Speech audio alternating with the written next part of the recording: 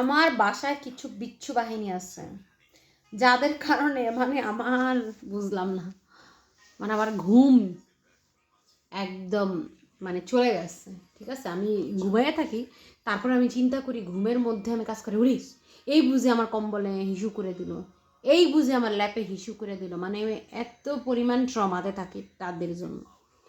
ঠিক আছে, মানে এমন একটা অবস্থায় থাকি আমি, আমার অবস্থান বর্তমানে এরকম। এলসার মোয়ানাকে আনার পর ঘরের অবস্থা খুবই খারাপ আমার। মাঝে মাঝে এই যে একটু জানালাতে কাপড় চোপড় দেখা যাইতেছে, আমি সরি, প্লিজ কেউ কিছু মনে করেন না, আর মনে করলে করেন, আমি এমনই আসলে কি বলবো, কিছু বলার নাই। দেখেন তাদের কি অবস্থা, দেখেন এই যে দেখছেন, দেখছেন এই যে এই যে এই যে দেখছেন তাদের কি অবস্থা, এই যে এখন কম্বলের মধ্যে দেখেন। আমি বিশ্বাস করবেন না, আমি কালকে রাত্রেবেলা এমন মেজাজটা গরম লাগছে আমার, লেপের মধ্যে এই লেপটা আমার পক্ষে এখন ধোয়া পসিবল, কারণ লেপ কি ধোয়া যায়?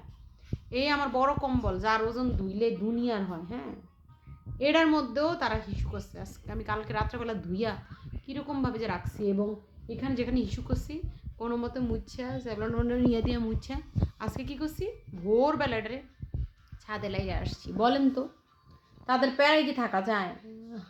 মানে এমন অবস্থা, ভাই তোরা থাকবি, তোরা তো পটি ট্রেন্ড, হ্যাঁ, যার কাছ থেকে আনছি সে বলছে এটা বলে পটি ট্রেন্ড, কিন্তু তোরা অনেক হিসু করেছ, তোরা তোদের লিটারে হিসু করবি, মানে এরকম অবস্থা। কি একটা অবস্থা বলেন। ওরা জ্ঞান বুঝে না যে আমরা যে ট্রমাটাইজ, ওটা ট্রমাটাইজ আনার জন্য হওয়ার জন্য তো আমি আনি নাই, তাই না? একটু বুঝবি তো রে ভাই, তোরা একটু দুঃখ কষ্ট বুঝবি তো আমার। দেখছেন এই যে ঘুম